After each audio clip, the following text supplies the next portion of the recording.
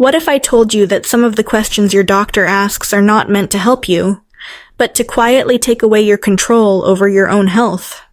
For women over 65, this is more than just unsettling. It's a reality I've seen far too often. You go in for a simple checkup, expecting honesty and care, but instead you leave with doubt, confusion, and a nagging feeling that something was left unsaid. In this video, I'll reveal 5 specific questions doctors sometimes use that can mislead, manipulate, or quietly undermine your independence. I'll share real patient stories, explain what these questions really mean, and give you the exact words to protect yourself the next time you hear them. Stay with me. The 5th question is disturbingly common, and it could impact your freedom more than you realize. Before we start, I want to hear from you. Where are you watching this from? And what time of day is it right now? Tell me in the comments below. Even if it's just an ordinary moment, I'd love to know. And if you find this content helpful, don't forget to hit subscribe so you never miss my next important update. Question number 1. Are you sure you want to know the results? It sounds gentle, almost caring, like your doctor is shielding you from something too heavy to bear. But for many older adults, especially women over 65, this question can be a quiet warning sign. Sometimes it means the doctor doesn't want to take the time to explain your results in detail. Other times it means they are uncomfortable delivering bad news or believe you might worry too much. Either way, the effect is the same. You are left in the dark about your own health. When you're in your 60s, 70s, or beyond, every piece of health information matters more than ever. The earlier you know about a problem, the more options you have to treat it or slow it down. But if someone stands between you and the truth, those options can slip away quietly. It's not just about the test itself. It's about the precious time you might lose before acting. And time, at our age, is not something we can afford to waste. I once had a patient named Janet, a vibrant 68-year-old who enjoyed gardening, volunteering at her local library, and baking for her grandchildren. She went to her doctor because she had been feeling unusually tired for weeks. He ordered blood work but reassured her, saying, "Everything's probably fine. Do you even want the full breakdown?" Trusting him, Janet said no. 6 months later, she came to me for a second opinion, still feeling drained and weaker than before. When I reviewed her original blood test results, I was stunned. Her iron levels were dangerously low, and her platelets were dropping in a way that pointed to possible bone marrow problems. This was not a new development. It had been right there in her lab work months earlier. If she had known then, she could have started treatment immediately. Instead, those months passed, her condition worsened, and her recovery became more complicated. This is why that seemingly kind question can be so dangerous. It isn't just withholding information.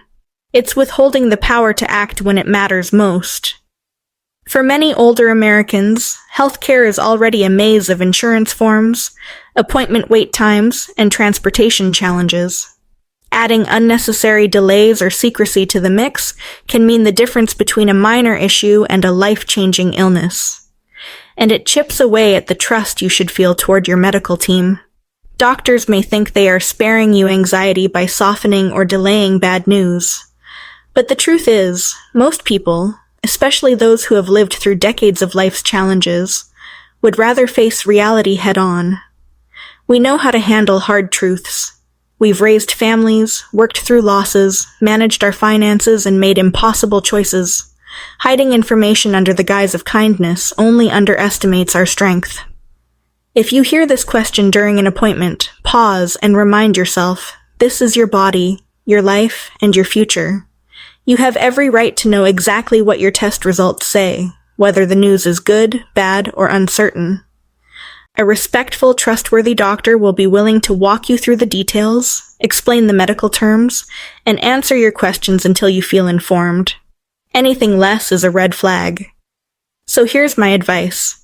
The next time someone asks, "Are you sure you want to know the results?" Answer firmly and without hesitation. Say, "Yes, I want to know everything, and I'd like you to explain what it means." Bring a notebook or ask to record the conversation if it helps you remember the details. If you feel rushed or dismissed, don't be afraid to request a printed copy of your results and seek a second opinion. That's not being difficult, that's protecting your health. Janet eventually got the care she needed, but she never forgot how much those lost months cost her. She told me later, "If I had known, I would have done something right away. I wish I had pushed back." Her story is a reminder to all of us. Silence is not safety, and ignorance is not bliss when it comes to your health.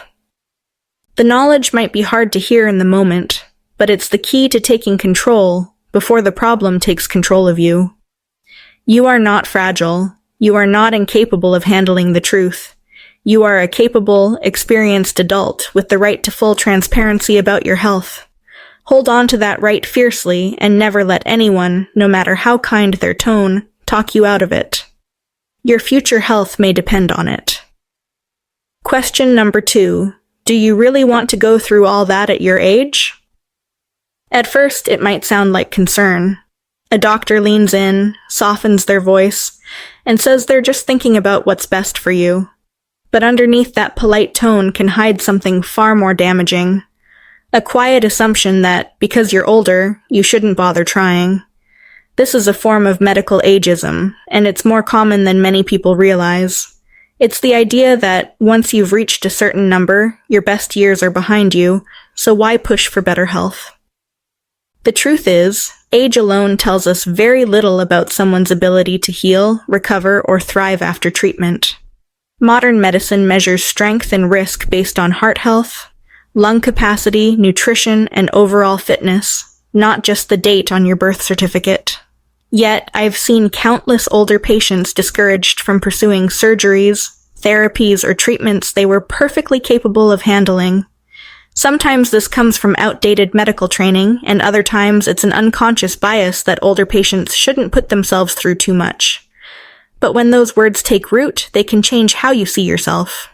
I remember a patient in her early 70s, full of energy and still walking several miles a week. She gardened, cooked, met friends for lunch, and looked forward to playing with her grandkids on the weekends. Years of knee pain had limited her movement, and her orthopedic surgeon told her she was a great candidate for a knee replacement. But when she went to see another doctor for a routine checkup, he frowned and said, "Do you really want to go through all that at your age?" In that instant, her excitement turned into hesitation. It wasn't medical doubt. Her tests showed her heart was strong, her recovery potential was high, and her risk level was low. It was personal doubt, planted by someone who had already decided she'd lived enough good years. And here's the dangerous part. Once that seed of doubt is planted, it can quietly grow. You start thinking maybe the pain is just something you have to live with. You tell yourself recovery will be too hard, or you don't deserve to invest in yourself anymore. But let me be clear, pain is not a normal part of aging that you simply have to accept. Quality of life matters at every stage, and choosing to treat a problem is not selfish or vain. In fact, it can mean more years of independence, more time doing the things you love, and more moments with the people who matter most. Studies show that patients who go into surgery with good health and a positive outlook often recover faster than expected, regardless of age. That means your body and your mindset both play a role, and neither should be dismissed because of a number. If a doctor ever asks you this question, you have the right to pause and turn it around. Ask them what their recommendation would be if you were 50. Make them explain their reasoning in terms of your health today, not your date of birth. And if their answer still sounds like it's based on age rather than medical facts, don't hesitate to get a second opinion. Medicine is about partnership, and you deserve a partner who sees your potential, not just your years. It's also important to remind yourself that surgery or intensive treatment is a choice, not a burden. You get to weigh the benefits, the risks, and how it aligns with your personal goals. If being pain-free, mobile, and active means more joy in your daily life, that's reason enough. And if you decide it's not worth it for you, that's valid too. But it should be your decision, made with all the facts on the table. The danger is letting someone else's bias close the door before you've even looked inside. So, if you hear that question, do you really want to go through all that at your age? Remember this: age is just a number. Your body's abilities, your goals, and your will to live fully matter far more. Look your doctor in the eye and say, "Yes, I do, because I want to live well, not just exist." That one sentence can shift the conversation, remind them you are the decision maker, and protect your right to a full and vibrant life.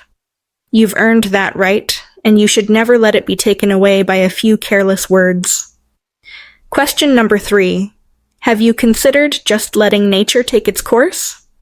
On the surface, it can sound peaceful, almost comforting, like an invitation to accept life as it comes.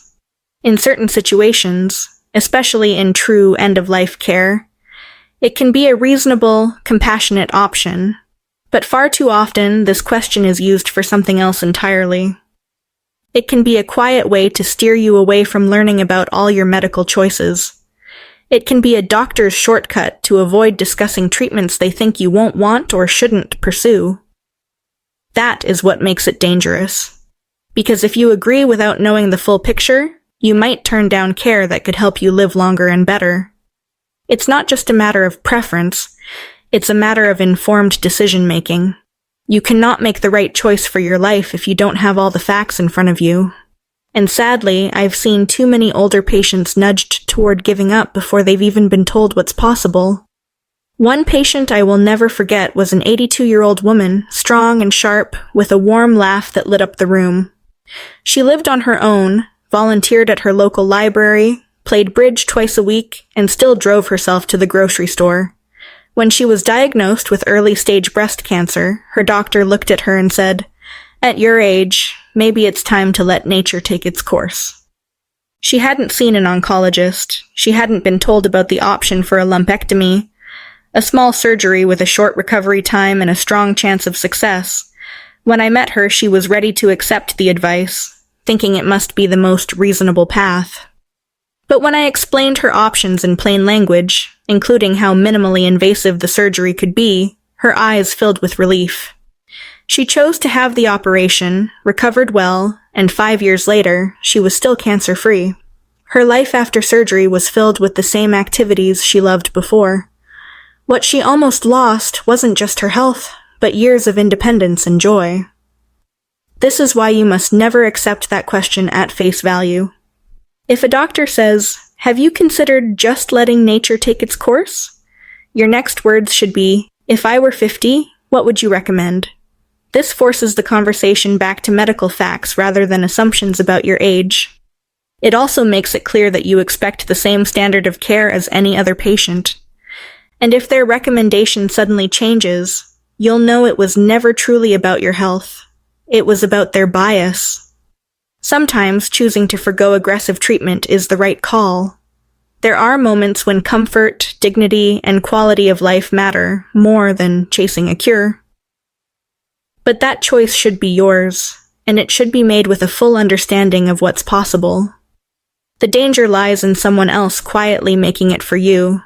You have lived too long and fought through too much to have your choices made behind closed doors. If you feel unsure in that moment, remember this: asking for more information is not being difficult, it's being responsible. You can say, "I want to know every option before I decide." Bring a family member or friend to your appointments, both for support and as another set of ears. Take notes or ask for printed summaries so you can review them later at home. A clear head and complete information are your best allies. The patient I told you about still sends me holiday cards, always signing them with, "Thanks for helping me choose life." Her story is proof that age alone should never dictate whether you fight or not. It's also proof that the right question, asked at the right time, can turn the entire direction of your care. So if you hear that gentle suggestion to let nature take its course, take a breath and push for the truth. Because in the end, your health, your choices, and your future belong to you, and no one else. Question number 4. Who is making your medical decisions for you? And then, at first, this might seem like an innocent, routine question, especially if you walk into the exam room with a spouse, child, or close friend. But for older adults, especially women over 65, it can sometimes mean much more than it appears. Doctors don't always say it outright, but this question is often a quiet way of testing your mental sharpness without telling you that's what they're doing. In other cases, it can be a signal that they're looking for someone else to speak on your behalf, even if you are perfectly capable of speaking for yourself. And once that seed of doubt is planted in your medical chart, it can grow in ways you might never see coming. You see, the danger here is not just in the moment. If a doctor starts noting possible cognitive concern or requires family input in your records without proper testing or explanation, it can follow you for years. It can influence how other doctors treat you, how insurance companies view your care, and even how hospitals make decisions during emergencies. In some situations, it can spill over into legal territory, impacting things like guardianship or your right to make financial decisions. And all of that can start with one moment, one pause, or one assumption that has nothing to do with reality. I'll never forget a patient named Eleanor, a 76-year-old woman who lived independently, paid her own bills, and managed her own medications without issue. One rainy afternoon, her daughter drove her to a routine checkup simply because the weather was bad. During the appointment, the doctor asked Eleanor about her medication dosage. She paused for just a second to remember the exact number of milligrams, and before she could answer, the doctor turned to her daughter and said, "So, do you usually help her make medical decisions?" From that moment on, the conversation shifted entirely toward the daughter. Eleanor's concerns were brushed aside. Her questions were answered briefly, if at all. By the end of the visit, she felt invisible in her own healthcare conversation. Later, when she reviewed her visit summary online, she saw a note about possible impaired judgment, something no one had mentioned to her face. That note stayed in her chart, ready to influence every future appointment she had. This is why it's so important to respond clearly and directly if you hear that question. You might say, "I make my own medical decisions, but I value my family's input."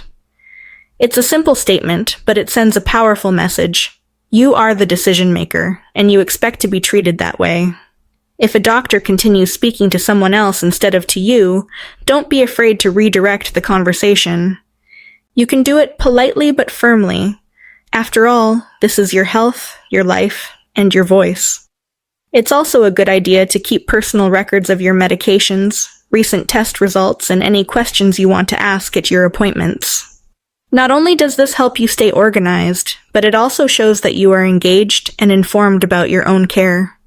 If you ever feel that a doctor's notes don't reflect your actual abilities, you have the right to request corrections to your medical record. Protecting your independence is not just about what you say in the moment. It's about making sure the official record tells the truth about you. Growing older doesn't mean giving up control over your health decisions. Yes, there may come a time when you want or need extra help, but that choice should be yours to make. Don't let a split-second hesitation or a gray hair convince someone you're no longer capable.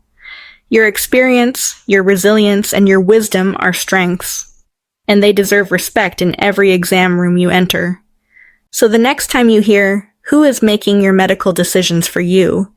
remember that your answer can set the tone for the entire visit. Speak with confidence, hold your ground, and make sure the world knows you are still in the driver's seat. Question number 5. Are you still driving? It might seem like an innocent question, almost like small talk between the blood pressure check and the stethoscope. But for many older adults, especially those in their 70s and 80s, it can carry an entirely different meaning. Often, this question is not really about whether you can handle a car. Instead, it's sometimes used as a quiet, informal test of your memory, judgment, and independence, without ever telling you that's what's happening. And here's the part most people don't realize. No matter how you answer, it can be twisted into something that works against you. If you say yes, they might note, "Patient still driving may not recognize limitations," as if your confidence is a red flag. If you say no, they might write, "Loss of independence, monitor for further decline," as if the choice not to drive means your abilities are slipping. Either way, the answer can end up in your medical record, and once it's there, it can influence future care, insurance decisions, and even legal matters. Sometimes these notes are harmless, but other times they can lead to license restrictions or reports to driving authorities without any formal cognitive testing.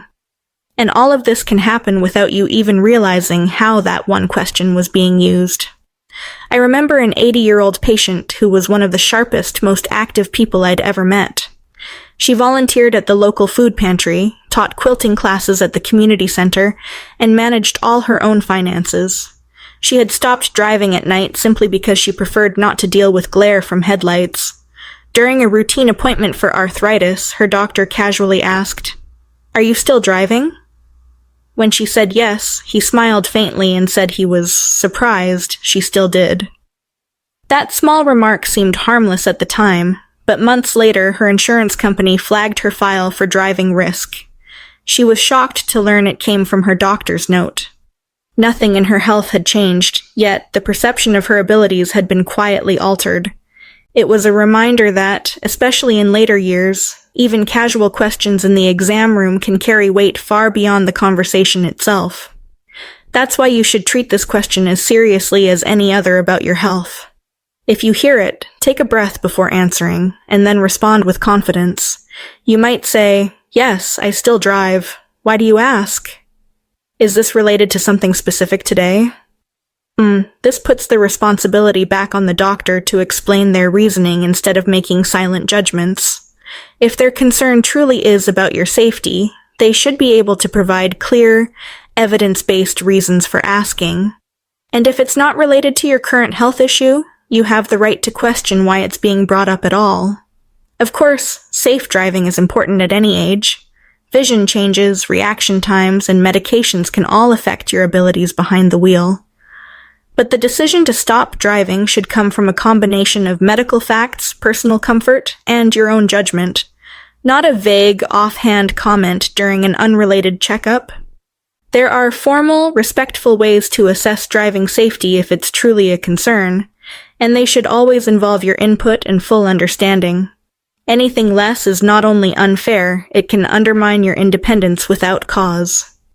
Remember, your freedom to move around, visit friends, shop for groceries, or volunteer is a big part of your quality of life. Losing that without a valid reason can impact your mental health, sense of purpose, and connection to your community.